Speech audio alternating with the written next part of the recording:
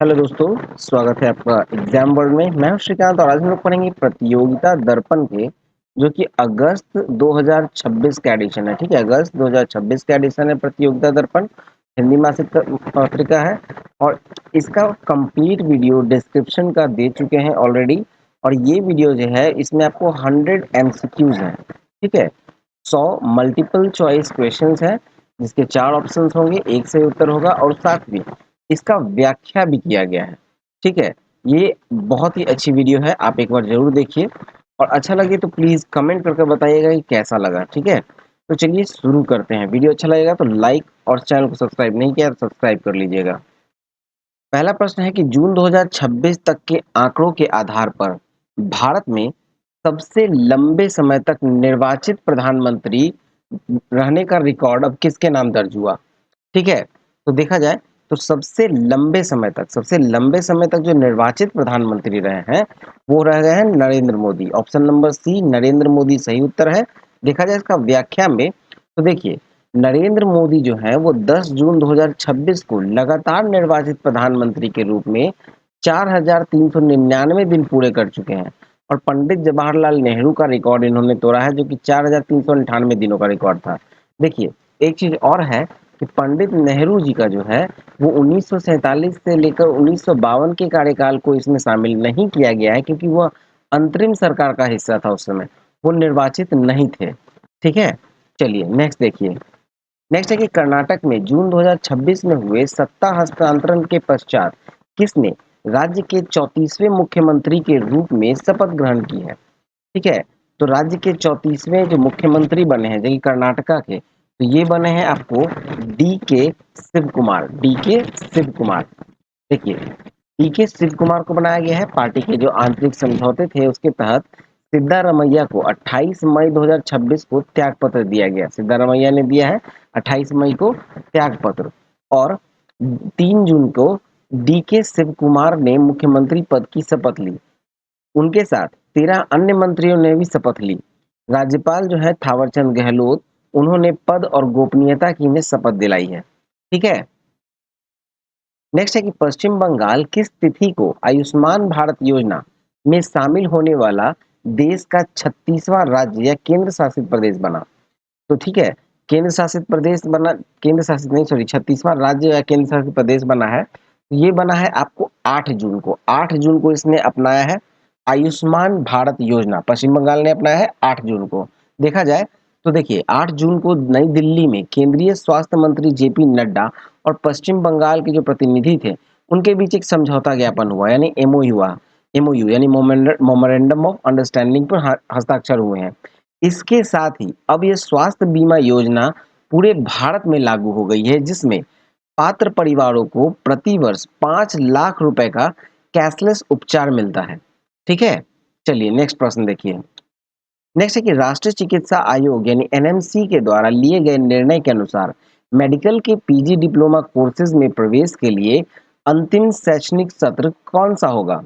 ठीक है, तो अंतिम शैक्षणिक सत्र पूछा जा रहा है किसके लिए, तो राष्ट्रीय चिकित्सा आयोग के द्वारा लिए गए निर्णय के अनुसार मेडिकल के पीजी डिप्लोमा कोर्सेज में प्रवेश के लिए। ठीक है, तो इसका जो सही उत्तर होगा वो होगा ऑप्शन नंबर बी, 2026 से 27 जो होगा वो अंतिम शैक्षणिक सत्र होगा। ठीक है, देखिए चिकित्सा शिक्षा को मानकीकृत करने के लिए एनएमसी ने पीजी डिप्लोमा कोर्स बंद करने का निर्णय लिया है और सत्र 2026-27 प्रवेश के लिए अंतिम अवसर होगा। 2027-28 में 28 से इन कोर्सेज में कोई नया प्रवेश नहीं दिया जाएगा। इनके स्थान पर अब केवल एमडी और एमएस डिग्री के कोर्सेज ही संचालित होंगे। ठीक है, चलिए अगला प्रश्न देखिए। नेक्स्ट है QS QS world university ranking 2027 में कुल कितने भारतीय संस्थानों को स्थान प्राप्त हुआ है। ठीक है, क्वार्टरली साइमंड्स जो वर्ल्ड यूनिवर्सिटी रैंकिंग है 2027 का, उसमें कुल 52 52 भारतीय संस्थानों को स्थान प्राप्त हुआ है। देखा जाए तो वर्ष 2027 की रैंकिंग में भारत के कुल 52 संस्थान शामिल किए गए, जो कि पिछले वर्ष मतलब 2026 की जो रैंकिंग आई थी उसमें 54 संस्थान थे, मतलब 2 इस बार कम हो गया है। ठीक है, इन 52 संस्थान में देखा जाए तो 28 सरकारी है और 24 निजी क्षेत्र के संस्थान शामिल हुए हैं। ठीक है, चलिए अगला प्रश्न देखिए। नेक्स्ट है क्यूएस वर्ल्ड यूनिवर्सिटी रैंकिंग 2027 में वैश्विक स्तर पर 118वें स्थान के साथ भारत का कौन सा स्थान शीर्ष पर रहा है? ठीक है, जो कि 118वें स्थान पर है। वर्ल्ड के रैंकिंग में 118वें स्थान पर है और भारत का वो प्रथम स्थान है।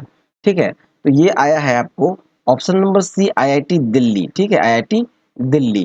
आईआईटी दिल्ली होगा इसका सही उत्तर। देखिए, यहाँ पे आईआईटी दिल्ली जो है वो 118वीं रैंक पे है, लेकिन भारत में इसका प्रथम स्थान प्राप्त किया गया है, जबकि आईआईटी बॉम्बे जो है वो 134वें स्थान के साथ दूसरे स्थान पर है। रैंकिंग के निर्धारण में एकेडमिक रेपुटेशन को 30% और एम्प्लॉयर रेपुटेशन को 15% वेटेज दिया गया है। ठीक है, चलिए अगला प्रश्न देखिए। नेक्स्ट है कि भारतीय तटरक्षक बल में 27 जून 2026 को शामिल किया गया आईसीजीएस अक्षय किस श्रेणी का पोत है? आईसीजीएस अक्षय जो है वो किस श्रेणी का पोत है? ठीक है, तो इसका देखिए सही उत्तर जो होगा वो होगा ऑप्शन नंबर ए, अदम्य श्रेणी, जिसे कहते हैं अति तीव्र गश्ती पोत, अदम्य श्रेणी की कैटेगरी का। देखा जाए इसके बारे में तो देखिए ये आईसीजीएस अक्षय अदम्य श्रेणी का चौथा पोत है, जिसे गोवा शिपयार्ड लिमिटेड ने निर्मित किया है। इसकी अधिकतम गति 35 समुद्री मील यानी 35 समुद्री मील से अधिक है और इसे वास्को गोवा में तटरक्षक बल में कमीशन किया गया है। चलिए नेक्स्ट देखते हैं। नेक्स्ट है कि भारत के स्वदेशी एयर डिफेंस सिस्टम प्रोजेक्ट कूसा के संदर्भ में कौन सा कथन सत्य है? आपको इसमें सही कथन बताना है। ठीक है, तो देखिए इसका एक कथन है कि इसकी अधिकतम मारक क्षमता 400 किलोमीटर है, ये सही है। यह रूसी S-400 प्रणाली के समकक्ष स्वदेशी विकल्प है, ये भी सही है। इसे डीआरडीओ द्वारा विकसित किया जा रहा है, तो ये भी सही है। मतलब ये सभी उत्तर सही हैं, उपरोक्त सही सभी सत्य हैं। ठीक है, देखिए प्रोजेक्ट कूसा के तहत विकसित extended range air defence system जो है, इसकी रेंज जो है वो 150 से 400 किलोमीटर तक है। रक्षा मंत्रालय के अनुसार इसके परीक्षणों के पश्चात ये प्रणाली जो है 2028 के दौरान सेना को सौंपी जा सकती है। ठीक है, चलिए अगला प्रश्न देखते हैं हम लोग। नेक्स्ट है एनसीआरबी द्वारा संदिग्ध अपराधियों की पहचान। एनसीआरबी के द्वारा संदिग्ध अपराधियों की पहचान के लिए उपयोग की जाने वाली जो नफीस प्रणाली का पूर्ण रूप क्या है? नफीस यानी NAFIS, इसका पूर्ण रूप क्या है और ये किसके द्वारा इस्तेमाल किया जा रहा है? तो ये एनसीआरबी के द्वारा किया जा रहा है अपराधी की पहचान करने के लिए नफीस प्रणाली का। तो इसका जो फुल फॉर्म है वो है national automated fingerprint identification system. इसका सही उत्तर होगा ऑप्शन नंबर ए, national automated fingerprint identification system. इसके बारे में देखें हम लोग तो देखिए नफीस के माध्यम से मात्र 35 सेकंड में संदिग्धों के आपराधिक रिकॉर्ड की पहचान किया जा सकता है इससे। वर्तमान में इसके केंद्रीय डेटाबेस में 1.3 करोड़ से अधिक संदिग्धों का कैदियों का इसमें फिंगरप्रिंट डेटा सुरक्षित है। ठीक है, चलिए अगले प्रश्न की ओर मूव करते हैं हम लोग अब। नेक्स्ट है कि डीआरडीओ ने जून 2026 में किस मिसाइल रक्षा प्रणाली का सफल परीक्षण कर आईसीबीएम को रोकने की क्षमता हासिल की है? आईसीबीएम को रोकने की क्षमता हासिल की है, तो देखिए इसका सही उत्तर होगा option number B. Option number B सही होगा, बैलिस्टिक मिसाइल डिफेंस प्रणाली। बैलिस्टिक मिसाइल डिफेंस प्रणाली, इसके बारे में देखें तो भारत ने एक बहुस्तरीय बैलिस्टिक मिसाइल डिफेंस प्रणाली का सफल परीक्षण किया है, जो कि 5000 किलोमीटर से अधिक दूरी की मिसाइलों को वायुमंडल के भीतर यानी इंडो एटमॉस्फेरिक और बाहर यानी कि एक्सो एटमॉस्फेरिक दोनों स्तरों पर इसे नष्ट करने में सक्षम है। ठीक है, चलिए अगला प्रश्न देखें हम लोग। नेक्स्ट है स्वदेशी मिसाइल रुद्र M2 के संदर्भ में इसकी मारक क्षमता यानी रेंज कितनी निर्धारित की गई? तो इसकी जो रेंज निर्धारित की गई है इसकी सही उत्तर होगा ऑप्शन नंबर सी, 350 किलोमीटर का रेंज है। ठीक है, देखिए रुद्रम M2 जो है वो हवा से सतह में मार करने वाली एक अत्याधुनिक मिसाइल है जिसकी मारक क्षमता 350 किलोमीटर है।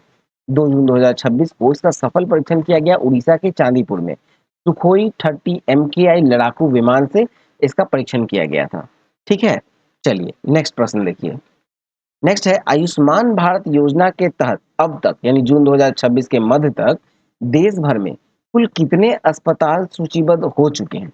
आयुष्मान भारत योजना के तहत अब तक यानी जून 2026 तक 26 के मध्य तक देश भर में कुल कितने अस्पताल इसमें सूचीबद्ध हो चुके हैं? तो देखिए इसका जो सही उत्तर होगा ये होगा ऑप्शन नंबर सी, 36,000 से अधिक हॉस्पिटल, ठीक है, 36,000 से अधिक हॉस्पिटल। देखिए इसके बारे में देखिए, तो देश भर में अब तक 36,000 से अधिक सरकारी और निजी अस्पताल इस योजना के दायरे में आ चुके हैं।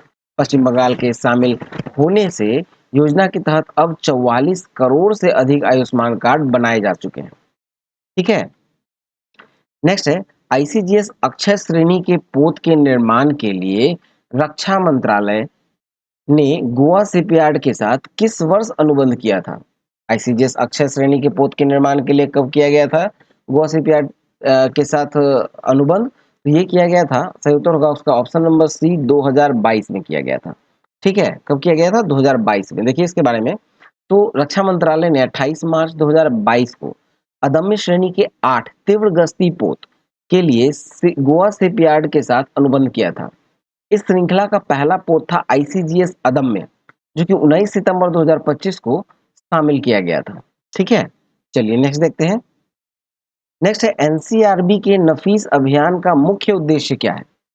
इसका मुख्य उद्देश्य क्या है? तो इसका मुख्य उद्देश्य है त्वरित गति से संदिग्धों के आपराधिक रिकॉर्ड का मिलान। ऑप्शन नंबर बी होगा इसका सही, त्वरित गति से संदिग्धों के आपराधिक रिकॉर्ड का मिलान करना। देखिए इसके बारे में, तो नफीस का जो प्रणाली है उसका उद्देश्य है कि फिंगरप्रिंट मिलान से 35 सेकंड में यह पता लगाना कि किसी संदिग्ध व्यक्ति के विरुद्ध कोई आपराधिक रिकॉर्ड दर्ज है या नहीं। ये विभिन्न राज्यों की पुलिस और केंद्रीय एजेंसी के बीच एक समन्वय को बढ़ाता है। देखिए ये होगा यूं कि ये मोबाइल ऑपरेटेड होगा एक, और उसमें आपको एक फिंगरप्रिंट वाला जो रहता है ना, वो लगाया जाएगा उसमें केबल, और उससे फिंगरप्रिंट लिया जाएगा जो कि नफीस के प्रणाली के तहत उससे मैच कराया जाएगा कि कहीं भी इन पे रिकॉर्ड है या नहीं आपराधिक रिकॉर्ड। ठीक है, चलिए नेक्स्ट देखिए। नेक्स्ट है क्यूएस रैंकिंग 2027 के अनुसार विश्व के शीर्ष 200 संस्थान में भारत के कितने संस्थान शामिल है? ठीक है, टोटल में कितने हैं? तो टोटल में 52 था, लेकिन टॉप 200 में कितने हैं? तो टॉप 200 में सही उत्तर होगा ऑप्शन नंबर बी, 3। ठीक है, देखिए इसका व्याख्या देखिए, तो शीर्ष 200 में भारत के 3 संस्थान है। एक आईआईटी दिल्ली है जो कि 118वें स्थान पर है, आईआईटी बॉम्बे है जो 134वें स्थान पर है, और आईआईटी मद्रास है जो 170वें स्थान पर है। और भारत के लिए ये टॉप 3 है। ठीक है, भारत के लिए टॉप 3 है यही तीनों। चलिए नेक्स्ट देखते हैं। नेक्स्ट देखा जाए प्रोजेक्ट पूसा के तहत विकसित की जा रही स्वदेशी एयर डिफेंस प्रणाली को किस वर्ष तक पूरी तरह से मल्टी लेयर्ड एयर शील्ड बनाने का लक्ष्य है? ठीक है, तो इसका जो लक्ष्य है वो है 2030 तक का, ऑप्शन नंबर ए 2030 तक का। इसके बारे में देखिए, तो ये एक रक्षा योजना 2035 तक भारत के आसमान को दुश्मनों के लिए अभेद्य बनाने के उद्देश्य से मल्टी लेयर्ड एयर और मिसाइल डिफेंस शील्ड के रूप में तैयार की जा रही है। ठीक है, इसका सही उत्तर होगा ऑप्शन नंबर बी होगा। ठीक है, 2035 तक, ये नहीं होगा, 2035 तक होगा। चलिए नेक्स्ट देखते हैं। नेक्स्ट है रुद्र M2 मिसाइल का सफल परीक्षण डीआरडीओ ने किसके सहयोग से संपन्न किया? रुद्र M2 का, तो देखिए इसका जो सही उत्तर होगा, रुद्र M2 मिसाइल का सफल परीक्षण डीआरडीओ ने किसके सहयोग से पूरा किया है? तो ये किया है, आपको सही उत्तर होगा ऑप्शन नंबर सी, भारतीय वायुसेना। ऑप्शन नंबर सी, भारतीय वायुसेना। देखिए 2 जून को डीआरडीओ और भारतीय वायुसेना ने संयुक्त रूप से चांदीपुर उड़ीसा में सुखोई 30 MKI विमान से इस स्वदेशी मिसाइल का सफल परीक्षण किया था। ठीक है, चलिए अगला देखिए। नेक्स्ट है कर्नाटक के मुख्यमंत्री डीके शिव कुमार ने किस तिथि को पद की शपथ ली? तो इन्होंने 3 जून को ली थी, ऑप्शन नंबर सी, 3 जून को ली थी शपथ। देखिए डीके शिव कुमार 30 मई को कांग्रेस विधायक दल का नेता चुना गया था, और 3 मई को राज्यपाल ने उन्हें मुख्यमंत्री के रूप में शपथ दिलाई। ठीक है, चलिए अगला देखते हैं हम लोग। नेक्स्ट प्रश्न है कि क्यूएस रैंकिंग 2027 के निर्धारण में इंटरनेशनल रिसर्च नेटवर्क मानक का वेटेज कितना है? इंटरनेशनल रिसर्च नेटवर्क का मानक वेटेज कितना है?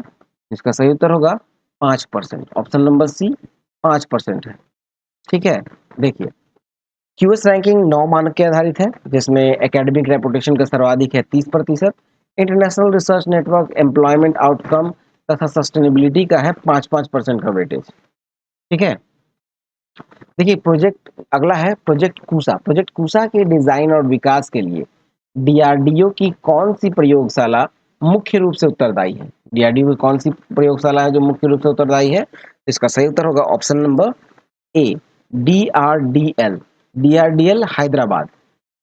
ठीक है, देखिए इस प्रणाली का डिजाइन और विकास जो है वो Hyderabad defence research and development laboratory यानी डीआरडीएल के द्वारा अन्य संबंधित लैब के सहयोग से की जा रहा है।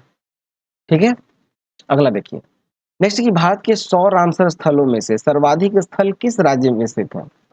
रामसर साइट्स हैं कुल 100 भारत के हो चुके हैं, जिसमें सर्वाधिक किसके हैं? तो सर्वाधिक है आपको तमिलनाडु के, सर्वाधिक है तमिलनाडु के। देखिए इसके बारे में डिटेल देखते हैं। देखिए भारत के कुल 100 रामसर स्थल है, सर्वाधिक 20 स्थल जो है वो तमिलनाडु में है, और जबकि 13 स्थल आपको उत्तर प्रदेश का है, और ये दूसरे स्थान पे है उत्तर प्रदेश। पहले स्थान पे तमिलनाडु और दूसरे स्थान पे उत्तर प्रदेश। अगला प्रश्न है आईसीजीएस अक्षय पोत की लंबाई और अन्य तकनीकी विशिष्टताओं के अनुसार इसे क्या कहा जाता है? ठीक है, तो इसे कहा जाता है ऑप्शन नंबर ए, fast patrol vessel, FPV, fast patrol vessel. देखिए ये इसे तीव्र गति वाली गश्ती पोत यानी फास्ट पेट्रोल वेसल की श्रेणी में रखा गया है, जो कि समुद्री सुरक्षा, खोज और बचाव अभियानों के लिए उपयुक्त है। ठीक है, नेक्स्ट है कि क्यूएस वर्ल्ड यूनिवर्सिटी रैंकिंग 2027 में वैश्विक स्तर पर प्रथम स्थान पर कौन संस्थान है? प्रथम स्थान पर कौन सा है क्यूएस में? तो देखिए ये पहला है आपको option number C, MIT America. पहले स्थान पे है एमआईटी अमेरिका। ये मैसाचुसेट्स इंस्टीट्यूट ऑफ टेक्नोलॉजी है जो लगातार 15वें वर्ष विश्व का सर्वश्रेष्ठ संस्थान बना रहा है। ठीक है, अगला देखिए नेक्स्ट है कि भारत के निर्वाचित प्रधानमंत्री के रूप में सर्वाधिक समय तक पद पर रहने का पिछला रिकॉर्ड किसके नाम रहा? सर्वाधिक समय तक किनका रहा था? तो वो रहा था ऑप्शन नंबर सी, पंडित जवाहरलाल नेहरू का, 4,398 दिन। ठीक है, देखिए इसमें पिछला रिकॉर्ड है पंडित जवाहरलाल नेहरू का नाम था, जो कि 13 मई 1952 से लेकर 27 मई 1964 तक लगातार 4,358 दिन तक निर्वाचित 4,398 दिन तक निर्वाचित प्रधानमंत्री रहे थे। अगला देखते हैं। नेक्स्ट देखा जाए तो डीआरडीओ के द्वारा विकसित बीएमडी प्रणाली की विशेषता क्या है? तो इसकी विशेषता है ये दुश्मन की मिसाइलों को वायुमंडल के भीतर और बाहर दोनों जगह मार गिरा सकती है। ऑप्शन नंबर बी सही है। देखिए ये बहुस्तरीय बैलिस्टिक मिसाइल डिफेंस प्रणाली का परीक्षण जून 2026 में किया गया था, जो कि आईसीबीएम को अंतरिक्ष यानी एक्सो एटमॉस्फेरिक में ही इंटरसेप्ट कर नष्ट करने की क्षमता प्रदान करता है। ठीक है, चलिए अब हम लोग आते हैं, राष्ट्रीय घटनाक्रम का खत्म हुआ, अब हम लोग अंतरराष्ट्रीय घटनाक्रम में आते हैं। 26 नंबर प्रश्न से अंतरराष्ट्रीय घटनाक्रम। देखिए अंतर्राष्ट्रीय घटनाक्रम में पहला है कि प्रधानमंत्री नरेंद्र मोदी की जून 2026 की फ्रांस यात्रा के दौरान द्विपक्षीय संबंधों को अगले 5 वर्षों में सुदृढ़ करने हेतु किस महत्वपूर्ण दस्तावेज को अपनाया गया है? ठीक है, तो इसका सही उत्तर होगा ऑप्शन नंबर बी, नवाचार रोड मैप 2030 अपनाया गया है। ठीक है, नवाचार रोड मैप 2030 सही उत्तर है। देखिए पीएम मोदी और राष्ट्रपति मैक्रोन, जो इमैनुअल मैक्रोन के बीच हुई जो वार्ता थी, उसके दौरान नवाचार रोड मैप 2030 मतलब इनोवेशन रोड मैप 2030 को अपनाया गया है। इसके अतिरिक्त होराइजन 2047 के तहत द्विपक्षीय व्यापार को अगले 5 वर्षों में दुगना यानी 32 अरब डॉलर करने का लक्ष्य रखा गया है। ठीक है, नेक्स्ट है कि जून 2026 में फ्रांस के एवियालेंस बैंस में आयोजित 52वें G7 शिखर सम्मेलन में पीएम मोदी को किस सत्र को संबोधित करने के लिए आमंत्रित किया गया था? ठीक है, तो इन्हें जो किया गया था आमंत्रित किया गया था आउटरीच सत्र को संबोधित करने के लिए। सही उत्तर होगा ऑप्शन नंबर सी, आउटरीच सत्र। देखिए पीएम मोदी लगातार 7वीं बार G7 के आउटरीच सत्र में भाग लिए। इस वर्ष के सम्मेलन में जो मुख्य विषय था वो था forging new partnership and rebuilding international solidity. ठीक है, चलिए नेक्स्ट देखते हैं। नेक्स्ट है कि अमेरिकी राष्ट्रपति डोनाल्ड ट्रंप और पीएम मोदी के बीच जून 2026 में हुई द्विपक्षीय वार्ता का आयोजन कितने माह के लंबे अंतराल के बाद हुआ? कितने माह के लंबे अंतराल के बाद हुआ है? तो ये हुआ है 16 माह के बाद। ठीक है, ऑप्शन नंबर बी 16 माह। देखिए, राष्ट्रपति ट्रंप और पीएम मोदी के बीच 16 माह के लंबे अंतराल के बाद ये महत्वपूर्ण वार्ता हुआ एवियन बैंस में, जो कि फ्रांस में। ठीक है, इससे पूर्व दोनों नेताओं ने 13 फरवरी 2025 को मुलाकात की थी। चलिए अगला देखते हैं। अगला प्रश्न है कि भारत और बांग्लादेश के बीच जून 2026 में संपन्न 57वीं महानिदेशक स्तर की सीमा वार्ता यानी बीएसएफ बीजीबी में किस नई परियोजना पर चर्चा की गई? ठीक है, तो देखिए इसमें जो नई परियोजना पर चर्चा की गई थी वो था समन्वित सीमा प्रबंधन योजना, सीबीएमपी। देखा जाए तो नई दिल्ली में संपन्न जो 57वीं वार्ता के दौरान समन्वित सीमा प्रबंधन योजना, ठीक है, मतलब कोऑर्डिनेटेड बॉर्डर मैनेजमेंट प्लान के कार्यान्वयन पर सहमति बनी, ताकि सीमा पार अपराधों पर जीरो टॉलरेंस के साथ अंकुश लगाया जा सके। ठीक है, चलिए नेक्स्ट प्रश्न देखिए। तो नेक्स्ट है कि नई दिल्ली में आयोजित क्वाड विदेश मंत्रियों की बैठक के दौरान घोषित क्वाड क्रिटिकल मिनरल्स इनिशिएटिव के लिए कितनी राशि का प्रावधान किया गया? तो ये किया गया है ऑप्शन नंबर बी 20 अरब डॉलर का। ठीक है, ऑप्शन नंबर बी 20 अरब डॉलर। देखिए, दुर्लभ खनिजों की आपूर्ति श्रृंखला में चीन के प्रभुत्व को कम करने के लिए क्वाड देशों ने 20 अरब डॉलर की राशि से quad critical minerals initiative framework की घोषणा की है। ठीक है, नेक्स्ट है कि म्यांमार के राष्ट्रपति यू मिन आंग हलाइंग की भारत यात्रा के दौरान पीएम मोदी ने छात्रों के लिए किस छात्रवृत्ति योजना में सीटों की संख्या 36 से बढ़ाकर 100 करने की घोषणा की? ठीक है, तो देखिए इसका जो सही उत्तर होगा वो होगा option number B Mekong Ganga ICCR छात्रवृत्ति। देखा जाए तो संबंधों को प्रगाढ़ के उद्देश्य से भारत ने मेकोंग गंगा आईसीसीआर छात्रवृत्ति की संख्या 36 से बढ़ाकर 100 करने की घोषणा की। नेक्स्ट है, वेनेजुएला के कार्यवाहक राष्ट्रपति डेल्सी रॉड्रिगेज की जून 2026 की भारत यात्रा के दौरान मुख्य चर्चा किस विषय पर केंद्रित थी? इसका जो मुख्य विषय पर केंद्रित था ये था खनिज तेल का आयात और दीर्घकालिक ऊर्जा समझौता, ऑप्शन नंबर सी। ठीक है, देखिए वेनेजुएला भारत के लिए खनिज तेल का तीसरा बड़ा स्रोत है। ठीक है, वार्ता का मुख्य उद्देश्य था कि अमेरिका द्वारा जो वेनेजुएला पर लगाए गए प्रतिबंधों में ढील के बाद कच्चे तेल की खरीद के दीर्घकालिक समझौता करना था। चलिए नेक्स्ट देखिए। अगला प्रश्न है, अमेरिका और ईरान के बीच जून 2026 में हुआ अंतरिम शांति समझौता कितने दिनों तक चले भीषण युद्ध के बाद संपन्न हुआ? तो ये हुआ था आपको 107 दिन युद्ध चलने के बाद, ऑप्शन नंबर सी 107 दिन। देखिए, अमेरिका और ईरान के बीच 28 फरवरी 2026 को शुरू हुआ युद्ध 107 दिनों तक चलने के बाद अंतरिम शांति समझौते के साथ समाप्त हुआ है। इस दौरान हॉर्मुज जलडमरू मध्य में जहाजों का आवागमन बुरी तरह प्रभावित रहा था। ठीक है, नेक्स्ट है कि भारत और म्यांमार के बीच द्विपक्षीय व्यापार को सुगम बनाने के लिए किस नई भुगतान प्रणाली को अपनाने पर सहमति बनी है? ये था ऑप्शन नंबर बी रुपया क्यात भुगतान प्रणाली, रुपया क्यात सेटलमेंट मैकेनिज्म। इसके बारे में देखें तो देखिए दोनों देशों का स्थानीय मुद्रा में व्यापार को बढ़ावा देने के लिए रुपया क्यात भुगतान प्रणाली पर सहमति व्यक्त की गई थी। ठीक है, चलिए नेक्स्ट देखते हैं। नेक्स्ट है कि प्रधानमंत्री मोदी की जून 2026 की यात्रा किस भारतीय प्रधानमंत्री के द्वारा स्लोवाकिया की कौन सी यात्रा थी? किसी भारतीय प्रधानमंत्री के द्वारा स्लोवाकिया की कौन सी यात्रा थी? ये पहली ही थी, ऑप्शन नंबर ए पहली। देखिए, वर्ष 1993 में स्लोवाकिया के एक स्वतंत्र राष्ट्र के बनने के बाद किसी भी भारतीय प्रधानमंत्री की ये पहली स्लोवाकिया यात्रा थी। यहाँ उन्हें सर्वोच्च सम्मान order of the white double cross से सम्मानित किया गया। ठीक है, नेक्स्ट देखिए। नेक्स्ट है कि भारत अमेरिका कॉम्पैक्ट पहल का मुख्य लक्ष्य वर्ष 2030 तक द्विपक्षीय व्यापार को कितना करना है? तो इसका सही उत्तर है ऑप्शन नंबर सी 500 अरब डॉलर। ठीक है, कॉम्पैक्ट जिसे कहते हैं catalysing operation for military partnership accelerated commerce and technology पहल के माध्यम से दोनों देशों ने 2030 तक व्यापार को 500 अरब डॉलर तक ले जाने का संकल्प लिया है। ठीक है। नेक्स्ट है 52 में G7 शिखर सम्मेलन में पीएम मोदी ने ग्लोबल साउथ की प्राथमिकताओं को रखने के साथ साथ किस विषय पर विशेष जोर दिया? इसका उत्तर होगा ऑप्शन नंबर बी, एआई का लोकतांत्रिकरण और नैतिक उपयोग। ठीक है।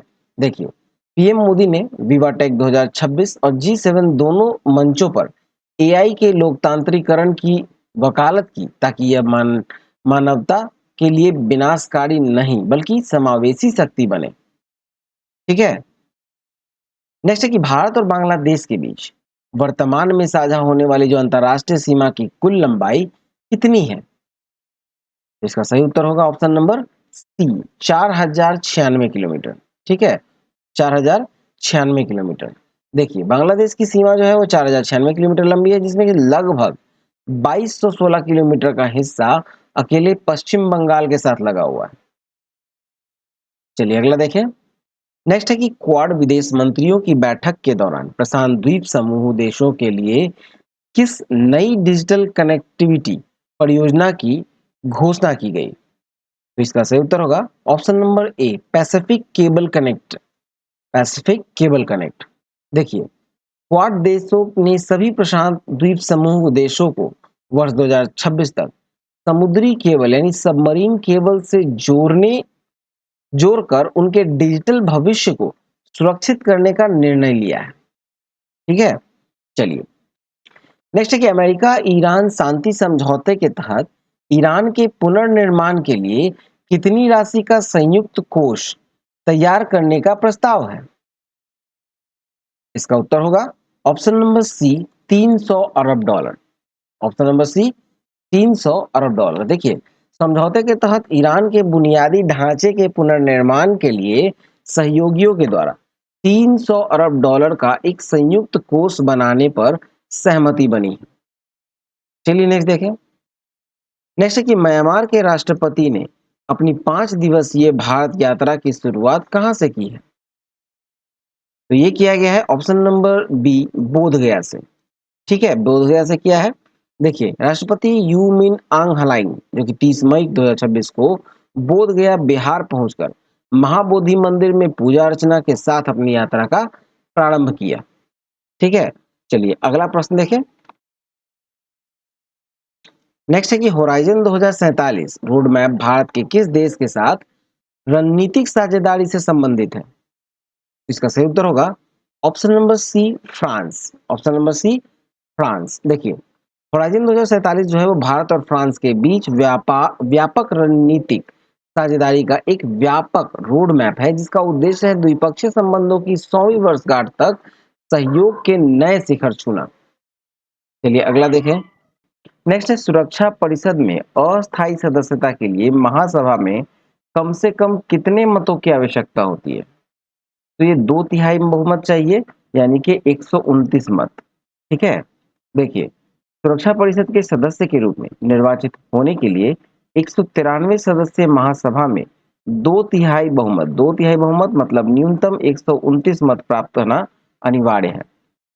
नेक्स्ट है कि फ्रांस के राष्ट्रपति इमैनुअल मैक्रों ने पेरिस में आयोजित किस तकनीकी कार्यक्रम में पीएम मोदी के साथ शिरकत की? किसके साथ? तो पीएम मोदी के साथ शिरकत की है और ये की है विवाटेक 2026 में। ठीक है। देखिए, पीएम मोदी ने यूरोप के सबसे बड़े स्टार्टअप और तकनीकी कार्यक्रम विवाटेक 2026 का अवलोकन किया, जहां भारत को एआई कंट्री पार्टनर का दर्जा दिया गया था। चलिए अगला देखें हम लोग। नेक्स्ट, शांति समझौता के पश्चात ईरान किस सामरिक जलमार्ग से वाणिज्यिक जहाजों को सुरक्षित रास्ता देने पर सहमत हुआ? इसका उत्तर है ऑप्शन नंबर सी, हॉर्मुज जलडमरू मध्य से। ठीक है, हॉर्मुज स्ट्रेट। देखिए, समझौते के अनुसार ईरान हॉर्मुज जलडमरू मध्य से जहाजों के स्वतंत्र और अबाधित आवागमन को सुनिश्चित करेगा, जो कि वैश्विक तेल आपूर्ति के लिए अत्यंत महत्वपूर्ण है। चलिए नेक्स्ट देखें। नेक्स्ट है प्रधानमंत्री की स्लोवाकिया यात्रा के दौरान दोनों देशों के बीच कितने समझौते या एमओयू पर हस्ताक्षर किए गए हैं? तो इसका सही उत्तर होगा ऑप्शन नंबर बी 11। 11 एमओयू या समझौतों पर हस्ताक्षर किए गए हैं भारत प्रधानमंत्री की स्लोवाकिया की यात्रा के दौरान। देखा जाए तो भारत और स्लोवाकिया के बीच रक्षा, उच्च शिक्षा, डिजिटल टेक्नोलॉजी और इंफ्रास्ट्रक्चर सहित कुल 11 विभिन्न समझौते पर हस्ताक्षर किए गए हैं। अगला देखिए, नेक्स्ट है क्वाड क्रिटिकल मिनरल्स इनिशिएटिव का मुख्य उद्देश्य क्या है? क्वाड क्रिटिकल मिनरल्स इनिशिएटिव का मुख्य उद्देश्य क्या है? तो इसका सही उत्तर होगा ऑप्शन नंबर बी, दुर्लभ खनिजों की सप्लाई चेन में विविधता लाना। दुर्लभ खनिजों की सप्लाई चेन में विविधता लाना। देखा जाए तो इसका उद्देश्य है सेमीकंडक्टर्स, इलेक्ट्रिक वाहनों और हाईटेक रक्षा उपकरणों में प्रयुक्त होने वाले दुर्लभ खनिजों की आपूर्ति के लिए चीन पर निर्भरता कम करना है। चलिए अगला देखें। नेक्स्ट है कि भारत बांग्लादेश सीमा वार्ता बीएसएफ बीजीबी में भारतीय प्रतिनिधि मंडल का नेतृत्व किसने किया? तो इसका नेतृत्व किया है option number D, Praveen Kumar ने, महानिदेशक है बीएसएफ के। देखा जाए तो जून 2026 में वार्ता में भारतीय पक्ष का नेतृत्व किया था बीएसएफ के महानिदेशक प्रवीण कुमार ने, और बांग्लादेश पक्ष का जो नेतृत्व किया था वो बीजीबी के महानिदेशक थे मोहम्मद असर सिद्दीकी। नेक्स्ट है संयुक्त राष्ट्र सुरक्षा परिषद के 1 जनवरी 2027 से शुरू होने वाले नए अस्थायी सदस्यों का कार्यकाल कब समाप्त होगा? जो नए होंगे उसका कार्यकाल कब समाप्त होगा? तो ये समाप्त होगा 2028 में। सही उत्तर होगा 31 दिसंबर 2028 में। देखा जाए तो सुरक्षा परिषद के जो अस्थायी सदस्यों का कार्यकाल है वो 2 वर्ष का होता है, जो कि अतः 1 जनवरी 2027 को शामिल होने वाले सदस्यों का कार्यकाल जो है वो 31 दिसंबर 2028 तक रहेगा, 2 सालों के लिए। ठीक है। नेक्स्ट है कि राष्ट्रीय सांख्यिकी कार्यालय यानी एनएसओ द्वारा जारी अंतिम आंकड़ों के अनुसार वित्तीय वर्ष 2025-26 के लिए भारत की वास्तविक जीडीपी यानी रियल जीडीपी वृद्धि दर कितनी रही? इसका सही उत्तर होगा ऑप्शन नंबर सी, 7.7% रही। ठीक है, 7.7%। देखा जाए तो 5 जून को जारी आंकड़ों के अनुसार स्थिर मूल्य 2022-23 पर जीडीपी वृद्धि दर जो है वो 7.7% रही। वहीं प्रचलित मूल्य पर मतलब करंट प्राइसेस पर ये नॉमिनल जीडीपी वृद्धि दर रहा 8.9% दर्ज किया गया। ठीक है, चलिए नेक्स्ट देखें। नेक्स्ट है कि वित्तीय वर्ष, अब हम लोग आर्थिक वाणिज्यिक परिदृश्य देख रहे हैं, तो वित्तीय वर्ष 2025-26 के दौरान भारत की रक्षा निर्यात ने किस नए ऐतिहासिक स्तर को छुआ है? ये छुआ है 38,424 करोड़ को। ठीक है, देखिए रक्षा मंत्रालय के अनुसार वर्ष 2025-26 में भारत का रक्षा निर्यात 38,424 करोड़ के सर्वकालिक उच्च स्तर पर पहुंच गया। सरकार का लक्ष्य जो है वो आगामी 2-3 वर्षों में इसे 50,000 करोड़ तक ले जाना है। चलिए अगला देखें। नेक्स्ट है रिजर्व बैंक आरबीआई यानी भारतीय रिजर्व बैंक द्वारा जून 2026 की मौद्रिक नीति समीक्षा में रेपो दर को कितना प्रतिशत पर यथावत रखा गया है? इसका उत्तर होगा ऑप्शन नंबर बी, 5.25%। देखिए आरबीआई की मौद्रिक नीति समिति ने रेपो दर 5.25% पर अपरिवर्तित रखा है, और साथ ही स्टैंडिंग डिपॉजिट फैसिलिटी यानी एसडीएफ दर को 5% और मार्जिनल स्टैंडिंग फैसिलिटी यानी एमएसएफ को 5.50% पर स्थिर रखा गया है। चलिए अगला देखते हैं। नेक्स्ट है कि थोक मूल्य सूचकांक के संदर्भ में नए आधार वर्ष और वस्तुओं की संख्या के संबंध में कौन सा मिलान सही है? इसका सही होगा ऑप्शन नंबर बी, आधार वर्ष 2022-23 और वस्तु है 957। चलिए आगे देखिए इसमें, तो सरकार ने 15 जून 2026 को डब्ल्यूपीआई का आधार वर्ष बदल दिया और 2022-23 कर दिया है।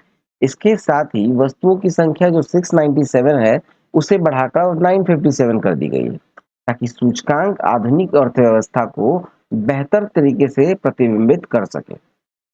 चलिए नेक्स्ट देखें। नेक्स्ट है कि नए थोक मूल्य सूचकांक में विनिर्मित उत्पादों यानी मैन्युफैक्चर्ड प्रोडक्ट्स का भार यानी वेटेज कितना निर्धारित किया गया है? तो ये किया गया है ऑप्शन नंबर सी, 63.13%। 63 13%। देखा जाए तो सूचकांक की गणना में विनिर्मित उत्पादों का वेटेज जो है वो सर्वाधिक है, 63.13% है। इसके बाद प्राथमिक वस्तु यानी प्राइमरी आर्टिकल्स का है 22.76%। ईंधन एवं बिजली यानी फ्यूल्स एंड पावर्स का 14.11% का वेटेज है। ठीक है, चलिए अगला देखें। नेक्स्ट है कि प्रधानमंत्री नरेंद्र मोदी ने 20 जून 2026 को पीएम किसान सम्मान निधि की 23वीं किस्त का वितरण पश्चिम बंगाल के किस स्थान से किया? तो ये किया है ऑप्शन नंबर बी, हुगली से। देखा जाए तो पीएम मोदी ने हुगली यानी पश्चिम बंगाल से डीबीटी के माध्यम से 18,880 करोड़ की 23वीं किस्त जारी की है। इस किस्त के लाभार्थियों में 2.18 करोड़ महिला किसान भी शामिल है। ठीक है, नेक्स्ट विदेशी पोर्टफोलियो निवेशक एफपीआईज को बढ़ावा देने हेतु केंद्र सरकार ने किन प्रतिभूतियों पर कैपिटल गेन टैक्स और विथ होल्डिंग टैक्स समाप्त करने हेतु अध्यादेश जारी किया है?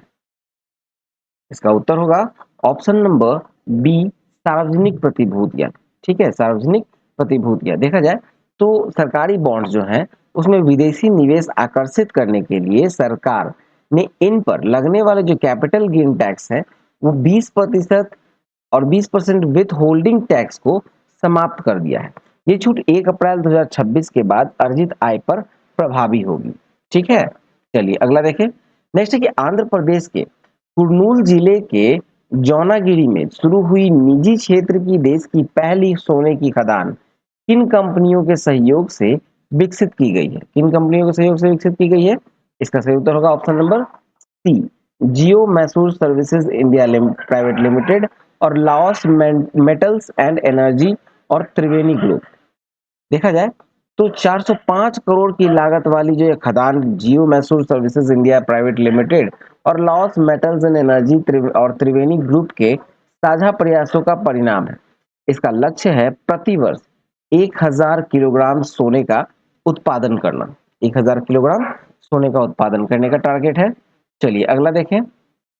आते हैं नेक्स्ट प्रश्न की ओर, जो कि उज्ज्वला योजना के तहत केंद्र सरकार ने सब्सिडी वाले गैस सिलेंडरों की संख्या प्रति वर्ष 9 से घटाकर कितनी कर दी है? तो प्रति वर्ष ये 9 से घटाकर 4 कर दी है। ऑप्शन नंबर सी होगा 4। देखा जाए तो सब्सिडी वित्तीय बोझ को कम करने के लिए सरकार ने यह निर्णय लिया कि अब उज्ज्वला लाभार्थी को वर्ष में केवल 4 सिलेंडरों पर 300 रुपए प्रति सिलेंडर की सब्सिडी प्राप्त होगी। दिल्ली में सब्सिडी के बाद इन्हें सिलेंडर 642 रुपए में उपलब्ध होगा। ठीक है, नेक्स्ट है कि वित्तीय वर्ष 2025-26 के दौरान भारत का कुल रक्षा उत्पादन यानी डिफेंस प्रोडक्शन कितना रहा? तो ये रहा option number B, 1.78 lakh crore. 1.78 lakh crore, यानी कि देखा जाए तो देश में रक्षा उत्पादन जो है 1.78 लाख करोड़ के सर्वकालिक उच्च स्तर पर पहुंच गया है, जो कि 2024-25 की तुलना में ये 15.6% अधिक है। इसमें निजी क्षेत्र का योगदान जो है वो 22% रहा है। चलिए अगला देखें। नेक्स्ट है प्रचलित मूल्य यानी करंट प्राइसेस पर वित्तीय वर्ष 2025-26 के लिए भारत की प्रति व्यक्ति आय यानी पर कैपिटा इनकम कितनी अनुमानित है? तो ये अनुमानित है ऑप्शन नंबर बी, 2,08,090। ठीक है, 2,08,090 रुपए। देखा जाए तो प्रचलित मूल्यों पर प्रति व्यक्ति आय अब 2,08,090 रहने का अनुमान है, जबकि स्थिर मूल्य पर 2022-23 पर ये 1,93,480 रुपए अनुमानित है। ठीक है, चलिए अगला देखिए। नेक्स्ट है कि वित्तीय वर्ष 2025-26 के दौरान किस क्षेत्र में सर्वाधिक 9.3% की वृद्धि दर्ज की गई है? तो ये किया गया है सेवा क्षेत्र में। सही उत्तर होगा ऑप्शन नंबर सी, तृतीय क्षेत्र यानी सेवा क्षेत्र। देखिए, स्थिर मूल्य पर सेवा क्षेत्र यानी टर्शरी सेक्टर में 9.3% का उच्चतम वृद्धि दर हासिल की है, जिसमें व्यापार, होटल, परिवहन और संचार सेवाओं का प्रमुख योगदान रहा है। देखा जाए अगला प्रश्न तो नया है कि मई 2026 में थोक मूल सूचकांक आधारित मुद्रास्फीति की दर कितनी दर्ज की गई, जो पिछले 43 महीनों में उच्चतम स्तर है? इसका सही उत्तर होगा ऑप्शन नंबर बी, 9.68%। ठीक है, देखिए मई 2026 में डब्ल्यूपीआई आधारित जो मुद्रास्फीति है वो 9.68% रही, विनिर्मित उत्पादों के मामले में यह दर 7.48% और ईंधन एवं बिजली के मामलों में ये 30.33% दर्ज की गई है। ठीक है, चलिए नेक्स्ट देखें। नेक्स्ट है कि सरकार के द्वारा नया उत्पादक मूल्य सूचकांक यानी प्रोडक्शन प्राइस इंडेक्स पीपीआई कितने समय के अंतराल पर जारी किया जाएगा? तो इसका सही उत्तर होगा प्रत्येक 5 वर्ष। ऑप्शन नंबर सी, प्रत्येक 5 वर्ष पे।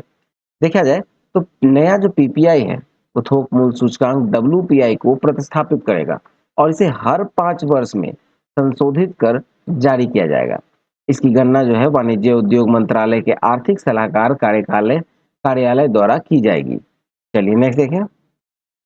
नेक्स्ट है कि वित्तीय वर्ष 2025-26 के लिए कृषि मंत्रालय के दूसरे अग्रिम अनुमान के अनुसार कुल बागवानी यानी उत्पादन जो हॉर्टिकल्चर प्रोडक्शन है वो कितना रहा? तो इसका सही उत्तर होगा option number B, 3,777.76 lakh tonne. ठीक है, देखा जाए तो बागवानी उत्पादन 3,777.76 लाख टन रहा, जो पिछले वर्ष की तुलना में, ठीक है, जो पिछले वर्ष की तुलना में 1.90% की वृद्धि दर्शाता है और इसमें फलों का उत्पादन 1,214.75 लाख टन अनुमानित है। ठीक है, चलिए नेक्स्ट देखते हैं। नेक्स्ट है कि भारत और ओमान के बीच व्यापक आर्थिक भागीदारी समझौता किस तिथि से प्रभावी हुआ है? ये प्रभावी हुआ है ऑप्शन नंबर सी, 1 जून 2026 से। 1 जून 2026 से देखा जाए तो 1 जून 2026 से ओमान के लिए भारत के 99% निर्यात पर शून्य शुल्क प्रभावी हो गया है। अमेरिका के बाद ओमान ऐसा दूसरा देश है जिसके साथ भारत का रणनीतिक साझेदारी के साथ व्यापक व्यापार समझौता किया है। चलिए अगला देखें। नेक्स्ट है कि विश्व बैंक के जून 2026 के ग्लोबल इकोनॉमिक प्रोस्पेक्टस रिपोर्ट के अनुसार 2026-27 के लिए भारत की जीडीपी वृद्धि का पूर्वानुमान क्या है? इसका उत्तर है ऑप्शन नंबर बी, 6.6%। 6.6%। देखा जाए तो विश्व बैंक ने भारत की वृद्धि दर के अनुमान को 6.5% का मामूली बढ़ाकर 6.6% कर दिया, जबकि 2027-28 के लिए ये 7.2% रहने का अनुमान लगाया गया है। ठीक है, नेक्स्ट है कि 2025-26 के जीडीपी आंकड़ों के अनुसार द्वितीय क्षेत्र मतलब सेकेंडरी सेक्टर की वृद्धि दर कितनी रही? तो ये रही है, इसका सही उत्तर रहा है ऑप्शन नंबर बी, 8.8%। देखा जाए तो विनिर्माण और निर्माण गतिविधियों में तेजी के कारण द्वितीय क्षेत्र में 8.8% की वृद्धि दर्ज की गई, जबकि जो प्राथमिक क्षेत्र है, जो कृषि का क्षेत्र है, ठीक है, उसमें वृद्धि 3.2% की रही। नेक्स्ट देखिए। नेक्स्ट है आरबीआई। आरबीआई की जून 2026 की समीक्षा के अनुसार नकद आरक्षित अनुपात मतलब सीआरआर, जिसे कैश रिजर्व रेशियो कहते हैं, उसकी दर कितनी है?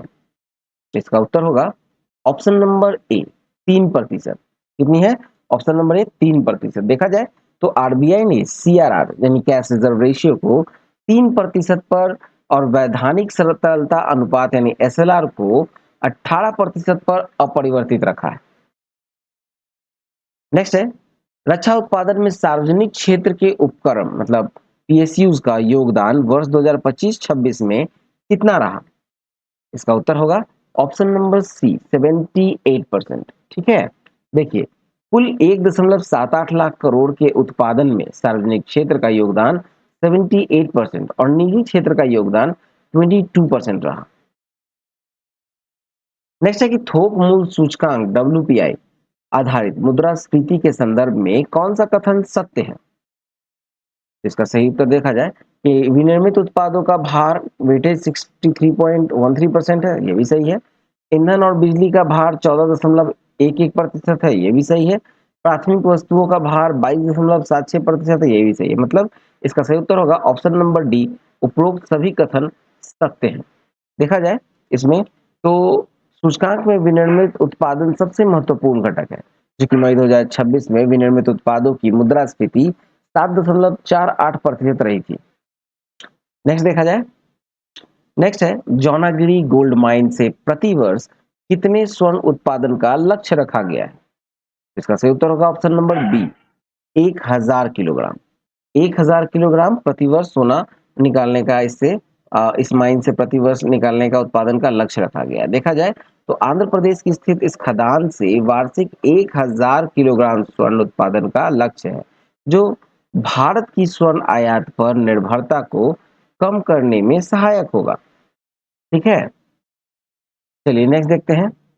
नेक्स्ट है पीएम किसान योजना की 23वीं किस्त के तहत कुल कितनी धनराशि किसानों के खातों में अंतरित की गई? तो ये किया गया है ऑप्शन नंबर बी 18,880 करोड़ रुपए, टोटल 18,880 करोड़। देखा जाए तो हुगली में जारी की गई इस किस्त को लगभग 9.44 करोड़ पात्र किसानों को कुल 18,880 करोड़ डीबीटी के माध्यम से भेजे गए हैं। नेक्स्ट है कि प्रचलित मूल्यों पर वित्तीय वर्ष 2025-26 के लिए भारत की जीडीपी यानी नॉमिनल जीडीपी का कुल मूल्य कितना है? तो कुल मूल्य है यहाँ option number B 346.36 lakh crore. देखा जाए तो प्रचलित मूल्य पर भारत की जीडीपी जो है वो 346.36 लाख करोड़ है, अनुमानित है, जबकि पिछले वर्ष ये 318.07 लाख करोड़ थी। नेक्स्ट देखा जाए, नेक्स्ट है उज्ज्वला लाभार्थियों को सब्सिडी के बाद 642 रुपए में मिलने वाले गैस सिलेंडर पर केंद्र सरकार प्रति सिलेंडर कितनी अतिरिक्त सब्सिडी वहन कर रही है? तो ये इसका सही उत्तर है ऑप्शन नंबर सी 300 रुपए की। देखा जाए तो सामान्य ग्राहकों के लिए सिलेंडर की कीमत होती है 942 रुपए, जिस पर उज्ज्वला लाभार्थियों को 300 का विशेष सब्सिडी दी जाती है। ठीक है, चलिए अगला देखिए। अब हम लोग आते हैं राज्य समाचार और विज्ञान प्रौद्योगिकी में। देखा जाए तो उत्तर प्रदेश के किस स्थल को जून 2026 में भारत का 100वां और राज्य का 13वां रामसर स्थल घोषित किया गया है? इसका सही उत्तर होगा ऑप्शन नंबर सी सुरहाताल। ठीक है, सुरहाताल। देखा जाए तो बलिया जिले के जयप्रकाश नारायण पक्षी विहार, जिसे सुरहाताल कहा जाता है, का 100वां रामसर स्थल बनाया गया है, घोषित किया गया है। और उल्लेखनीय है कि इससे मात्र 2 माह पूर्व अलीगढ़ स्थित शेखा झील अभयारण्य को उत्तर प्रदेश का 12वां रामसर स्थल घोषित किया गया था, और ये उत्तर प्रदेश का 13वां हो गया। ठीक है, चलिए नेक्स्ट देखिए। नेक्स्ट है मध्य प्रदेश की मुख्यमंत्री लाडली बहना योजना की जून 2026 में जारी 37वीं किस्त के तहत कितनी सहायता राशि दी गई है? ये दी गई है ऑप्शन नंबर सी 1500 रुपए की। ठीक है, देखिए मुख्यमंत्री मोहन यादव ने सागर जिले से 1.25 करोड़ महिलाओं के खातों में 1500 रुपए की राशि अंतरित की है। इस योजना में पूर्व में दी जाने वाली जो राशि को बढ़ाकर अब 1500 रुपए कर दिया गया। ठीक है, 1500 रुपए कर दिया गया है। चलिए नेक्स्ट देखिए। नेक्स्ट है कि पंजाब सरकार ने महिलाओं को 1000 या 1500 प्रतिमाह की आर्थिक सहायता देने हेतु किस नई योजना का शुभारंभ किया है? इस योजना का नाम है ऑप्शन नंबर बी मुख्यमंत्री भावी दिया सत्कार योजना।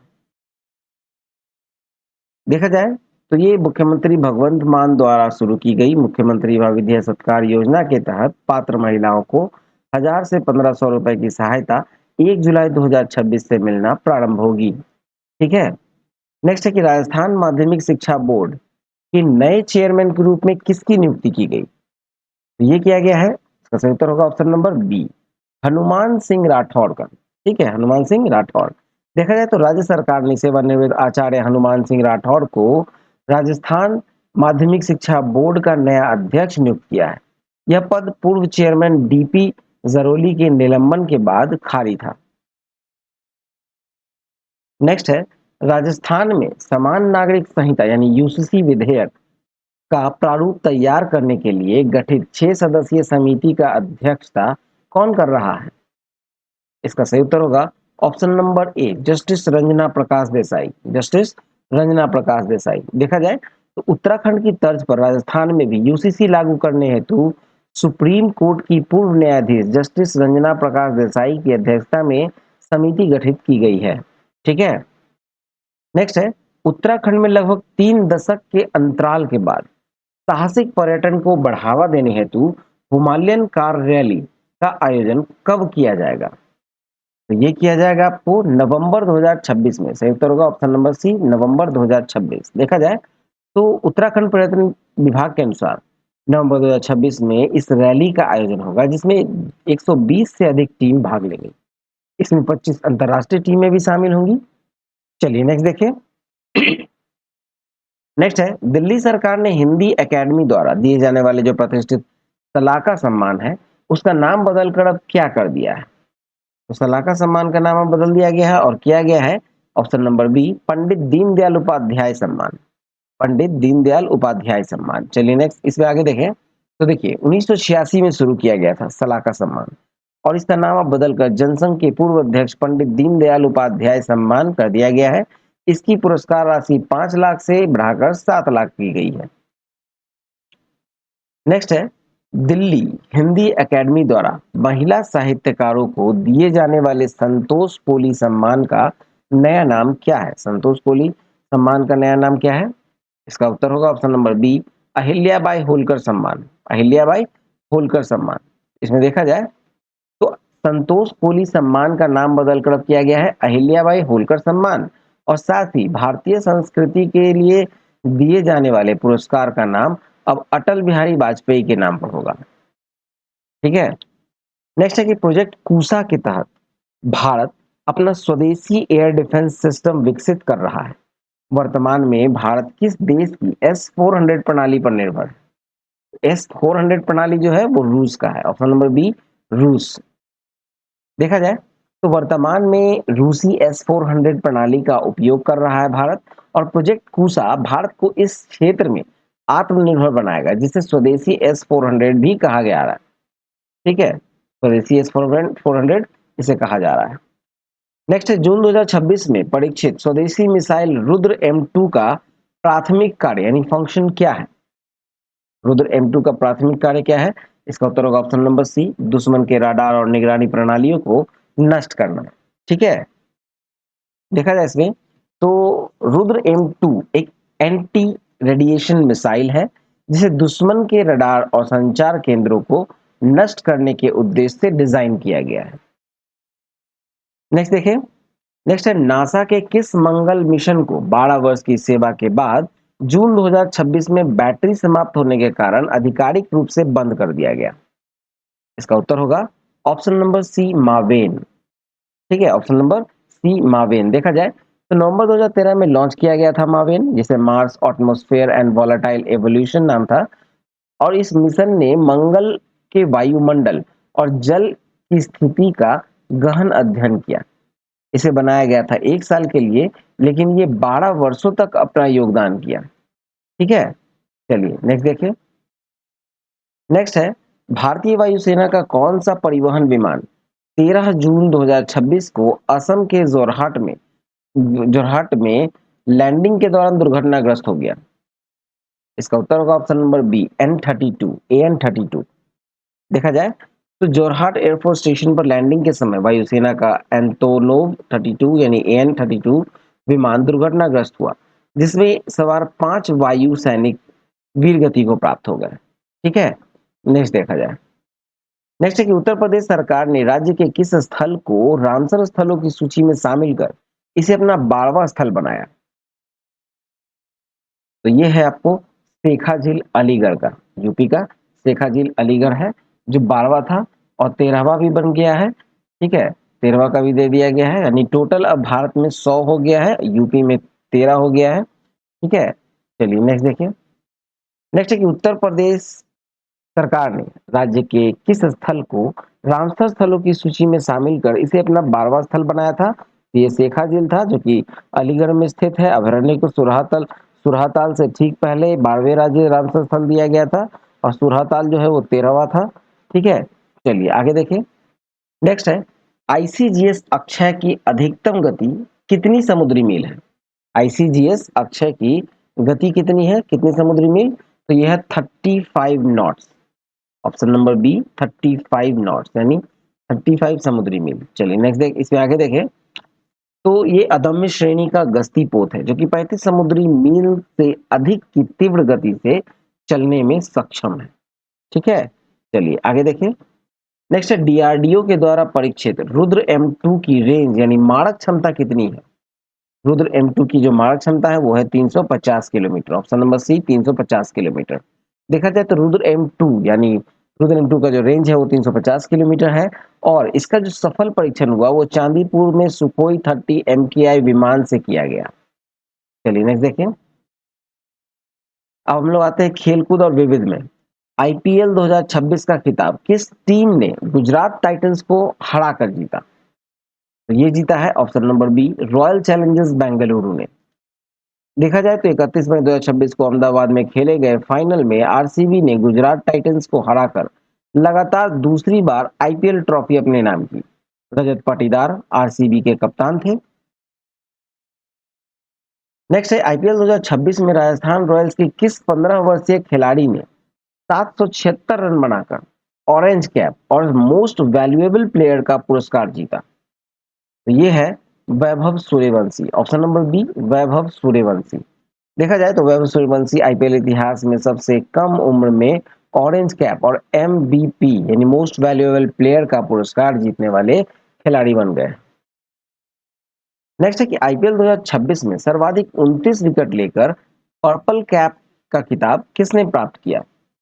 पर्पल कैप का खिताब किसने प्राप्त किया है? तो ये किया है कगिसो रबाडा ने। गुजरात टाइटंस की ओर से कगिसो रबाडा ने किया है। देखा जाए तो गुजरात टाइटंस के तेज गेंदबाज हैं कगिसो रबाडा। उन्होंने टूर्नामेंट में सर्वाधिक 29 विकेट लिए और पर्पल कैप जीती। नेक्स्ट है फ्रेंच ओपन 2026 के पुरुष एकल वर्ग का विजेता कौन बना? पुरुष एकल वर्ग का विजेता कौन बना?